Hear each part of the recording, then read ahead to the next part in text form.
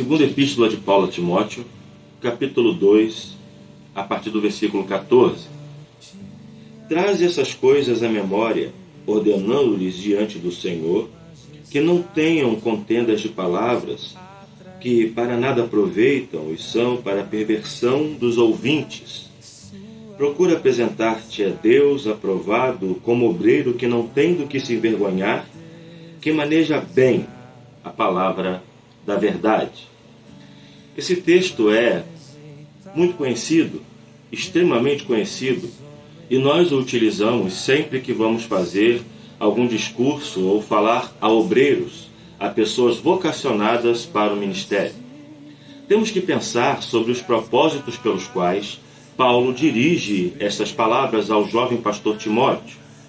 Tendo em vista a igreja crescente, a igreja do primeiro século e seus desafios, Paulo sabia muito bem que aos pastores, aos presbíteros, aos ministros do Evangelho, cabia a incumbência de manejarem bem a palavra da verdade, a Escritura, explicando aos seus ouvintes com propriedade, com fervor e com poder espiritual.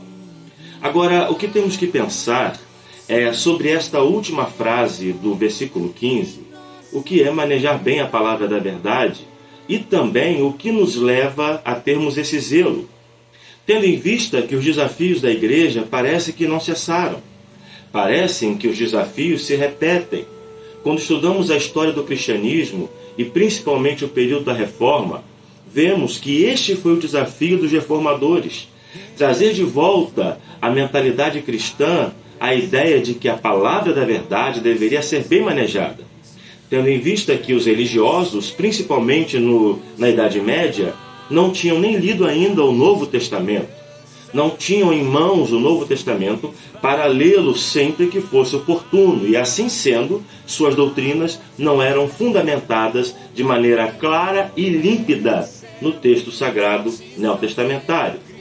Uma outra razão que temos que pensar sobre esse texto é que Timóteo tinha os desafios da juventude, os desafios que eram comuns à igreja cristã no primeiro século, e que ele deveria aplicar-se como um apologeta a defender a verdade expondo a mentira.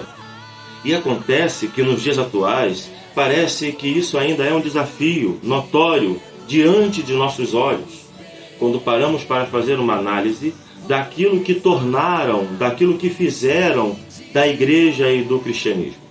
Por um lado, nós temos os excessos cometidos pela cristandade romanista, onde as doutrinas emergem apenas do magistério da igreja e de uma tradição que a plebe, que os homens comuns não têm acesso. Que na grande maioria são tradições que não são oriundas dos apóstolos, mas são pensamentos de pecadores não inspirados pelo Espírito Santo, como é o caso de muitas tradições que não estão fundamentadas nas Escrituras Sagradas.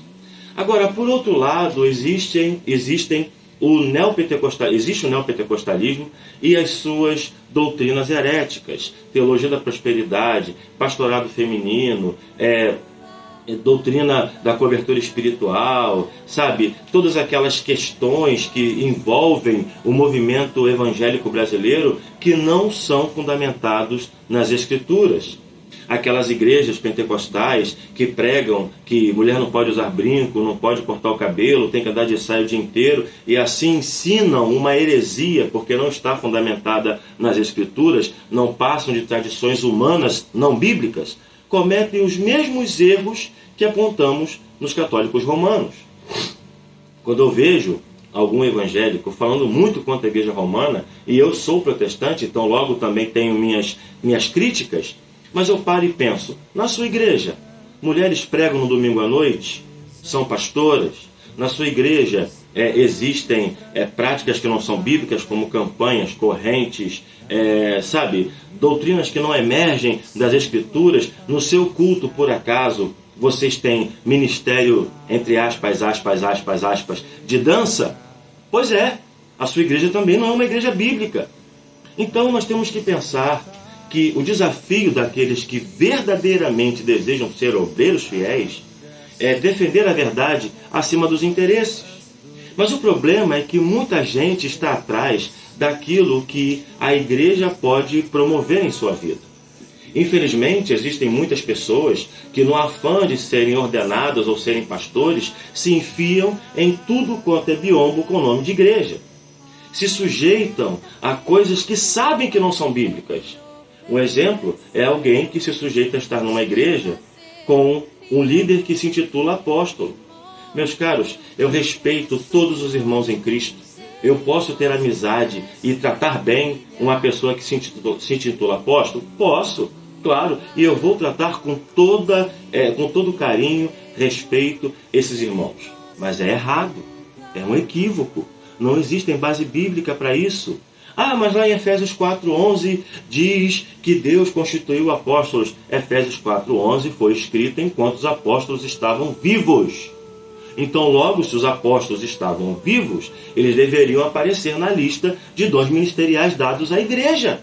Mas isso não significa que esses dons perpetuam exegese básica, hermenêutica básica.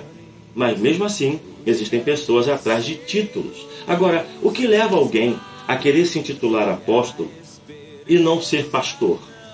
Pura vontade de estar sobre ou numa posição maior do que os demais. E isso aí também não tem fundamentação nem bíblica, nem histórica. Eu fico imaginando que quem conhece um pouco de história da igreja sabe que os discípulos, que os apóstolos de verdade, deixaram discípulos, que nós chamamos de pais apostólicos. Nenhum deles, mesmo aqueles que conviveram pessoalmente com os apóstolos, se intitularam apóstolos depois.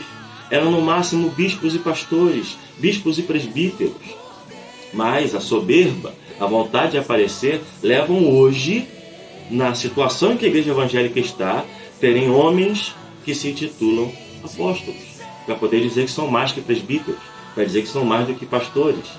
Então, assim, manejar bem a palavra da verdade é você ler a Escritura, conhecer a sua interpretação histórico-gramatical, que é a verdadeira interpretação bíblica, e seguir a Escritura à risca.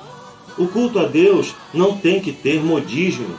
É louvor, oração, leitura da palavra e pregação. Simples. A vida cristã, as doutrinas morais estão fundamentadas nas Escrituras Sagradas do Novo Testamento.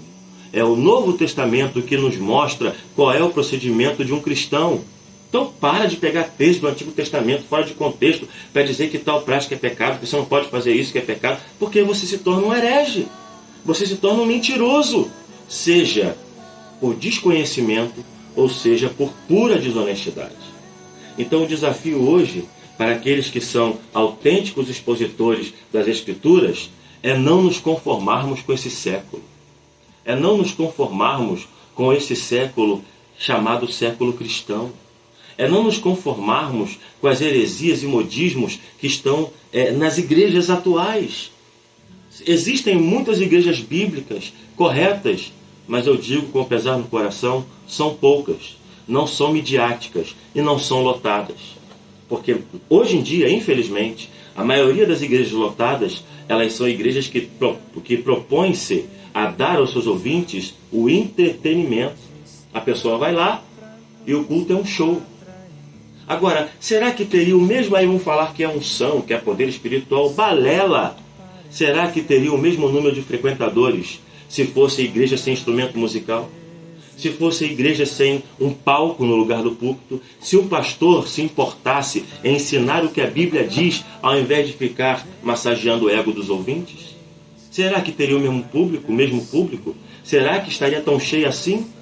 Portanto, temos que ter muito cuidado para não sermos ouvintes ludibriados e não sermos mensageiros da mentira. Procura apresentar-te a Deus aprovado. Aprovado pelo quê? Pelo crivo da Escritura. Aprovado como obreiro e que maneja bem. Manejar bem não é falar polidamente. Manejar bem não significa apenas ter um português palatável e agradável aos ouvintes. Manejar bem não significa estar de uma forma, trajado de uma forma que atrai as atenções para você.